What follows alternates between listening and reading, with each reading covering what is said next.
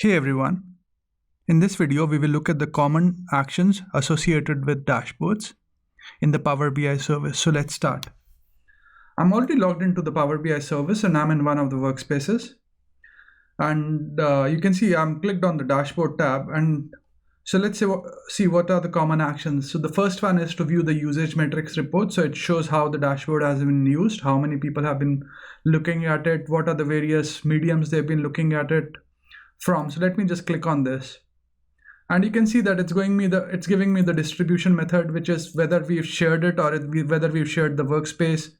Then you can look at the platform, whether people have been viewing it through mobile or web, the number of views on any given day, and number of unique views. So this is the first one, which is a common action, fairly useful action if you want to see how your dashboard's getting consumed or if there's any enough usage of the dashboard.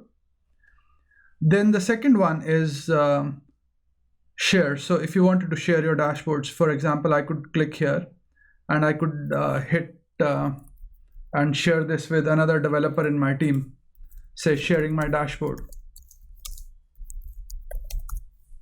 and I could share it with him. And the third report action is view related objects. So this will tell me the reports and the data sets on which this dashboard depends. So dashboard is like the top level concept in Power BI, and it sits on top of reports and data sets. So if I click on this, it will tell me that there are two reports where I'm getting the content from, and the underlying data set is this. And there's the setting tab where you can basically go and rename the dashboard if you wanted, and you can delete the dashboard.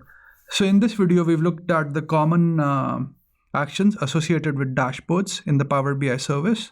I hope you find this video useful, and thanks for watching this video. Please do subscribe to my channel and like my videos if you enjoy what I'm doing. Cheers, bye.